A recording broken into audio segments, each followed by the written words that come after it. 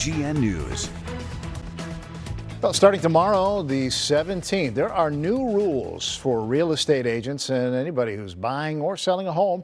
It'll basically change how commissions are paid. And joining us now to talk more about that and what it means for you if you're in the market to buy or sell, Matt Silver, partner and senior broker at Corcoran Urban Real Estate and the president of Illinois Realtors. That last part is really why we wanted to bring you in to talk about this. You're well suited to help us understand this. We started this conversation back in the spring as part of a national settlement.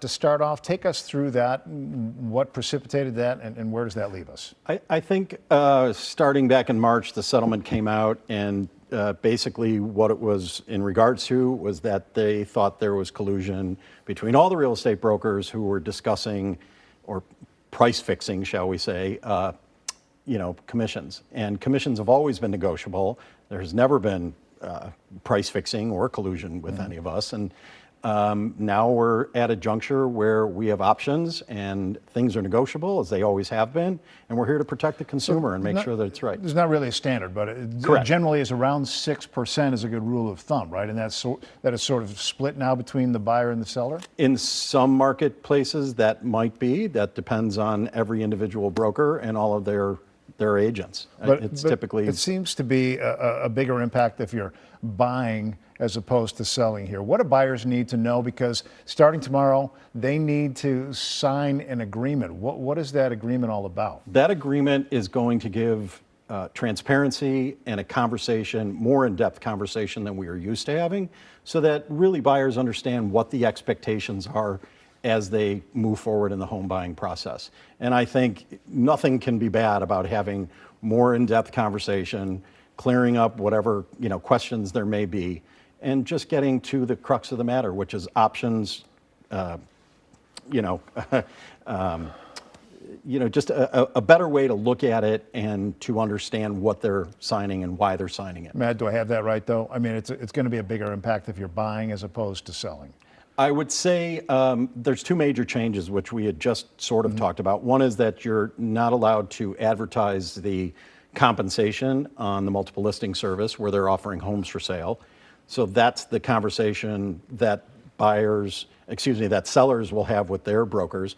And for the buyer perspective, before they can go look at property with an agent, if indeed they want representation, they must sign an agreement, which will outlay all of the information on what the expectations are and how compensation. What does it bind them to? I mean, they're signing this agreement. What is that? What are they obligated to do because of that?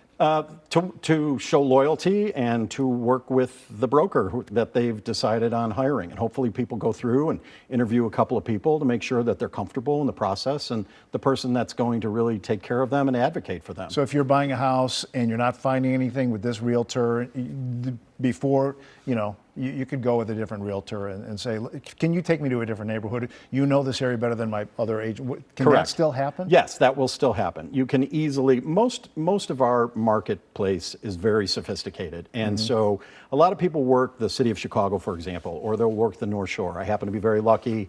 I work in the trenches every day, and so I cover the city as well as the North Shore. Nobody likes when that happens anyway, right?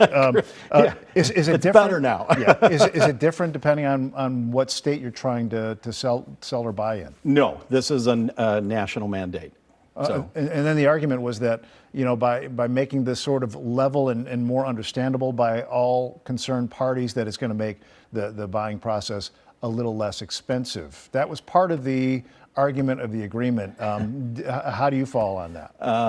What really affects housing is taxes, insurance, what's happening with interest rates, and frankly, we are in such a national crisis with inventory. Those are the things that really have driven pricing up. Yeah, we got to keep our eye on the prize, right? I mean, that's absolutely. True. There's many parts of this big pie. Correct. We are in a very low inventory marketplace. That's what's driving it. Until we can get more to the market,